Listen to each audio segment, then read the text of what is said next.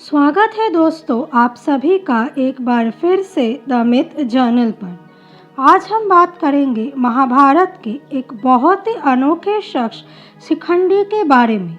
इस चरित्र के बारे में अलग अलग मान्यताएं उपस्थित हैं और लोगों के दिल में शिखंडी को लेकर बहुत सारे सवाल भी हैं। तो कौन है ये शिखंडी जिसे देखकर स्वयं महामहिम भीष्म ने हथियार त्याग दिए। दोस्तों, वेद व्यास महाभारत के अनुसार भीष्म ने काशी राज की तीनों पुत्रियों का अपहरण किया था उनके स्वयंवर से। अम्बा काशी राज की ज्येष्ठ पुत्री थी और उसकी दो और बहनें थीं जिनका नाम अम्बालिका और अंबिका था। जब भीष्म ने उनका अपहरण किया और उनसे अपने भाई विचित्रवीर्य का विवाह करना चाहा तो अम्बा ने बताया कि वो साल्व नाम के एक शख्स से प्यार करती है और उससे ही शादी करना चाहती है। भीष्म ने ये सुनकर अम्बा को उसके पास भेज दिया, पर वहाँ जाकर अम्बा को चरित्रहीन कहकर वापस भेज दिया गया। इस अपमान के बाद अम्बा ने भीष्म को जिम्मेदार ठहराते हुए उनसे विवाह करना चाहा और पर आजीवन ब्रह्मचार्य के वचन के कारण भीष्म ने साफ इनकार कर दिया।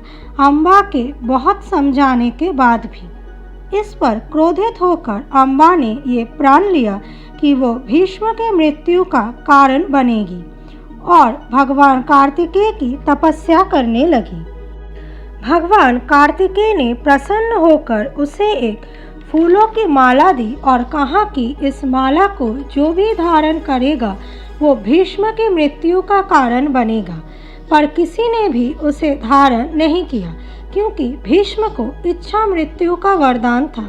यहाँ तक कि प्रभावशाली राजाओं ने भी इनकार कर दिया, जैसे कि महाराज ध्रुपद। इसके बाद अम्बा ने वो माला महाराज ध्रुपद के पास एक खम्भे में टांग कर छोड़ दिया और फिर से घोर तपस्या की भगवान शिव की। उसकी तपस्या से प्रसन्न होकर भगवान शिव ने कहा कि वो भीष्म की मृत्यु का कारण बनेगी, पर अगले जन्म में।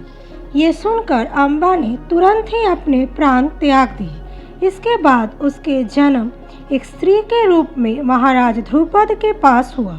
वो द्रौपदी की बहन थी, पर तभी एक भविष्यवाणी में कहा गया कि उसका पालन एक पुत्र के रूप में होना चाहिए।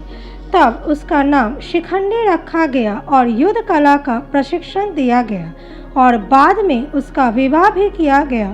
पर उसकी पत्नी को सब पता चला तो वो एक नारी है तो उसका तिरस्कार किया। शिखंडी ने हताश होकर जंगल में जाकर अपने प्राण देने चाहे। इस पर एक यक्ष ने दया करके उसे एक रात के लिए अपना लिंग दे दिया, जिससे कि वो अपने पुरुष होने का प्रमाण दे सके। पर इस घटना के यक्षपति कुबेर क्रोधित हो गए क्योंकि ये प्रकृति के नियमों के विरुद्ध था और उस यक्ष को ये शाप दिया कि शिखंडी के मरने तक उसे अपना लिंग वापस नहीं मिलेगा।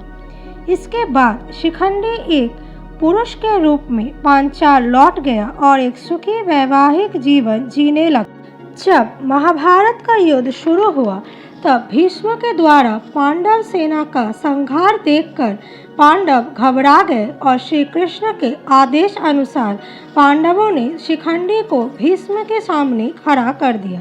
भीष्म ने अपने सारे अस्त्र त्याग दिए क्योंकि वो स्त्रियों पर शस्त्र संधान नहीं करते थे और वो ये मानते थे कि शिखंडी एक स्त्री है और युद्ध के नियमों का उल्लंघन करने के लिए आरोप लगाया भगवान श्री कृष्ण पर। श्री कृष्ण ने इस पर कहा कि भीष्म ने हमेशा ही अपने सिद्धांतों पर चला और शिखंडी के पास यक्ष का दिया हुआ पुरुष लिंग है और उसका पालन भी एक पुरुष के रूप में ही हुआ है, तो वो एक पुरुष ही है। शिखंडी ने भीष्म पर तीरों की वर्षा की, पर उनके कवच से टकराकर वो तीर गिर गए क्योंकि शिखंडी के तीरों में इतनी शक्ति नहीं थी। तब अर्जुन ने पीछे से तीर चलाए और क्योंकि उनके तीर एक जैसे दिखते थे तो भीष्म समझ नहीं पाए और भीष्म को सरसज्जा मिली। जब पांडवों की विजय हुई तो प्रतिशोध लेने का निश्चय करके अश्वत्थामा ने पांडवों के शिविर पर आक्रमण किया रात में, और पांडवों के पुत्रों के साथ शिखंडी भी मारा गया। तो दोस्तों, अगर आपको ये वीडियो पसंद आया हो तो वीडियो को लाइक और शेयर कीजिए और चैनल को ज़रूर सब्सक्राइब कीजिए।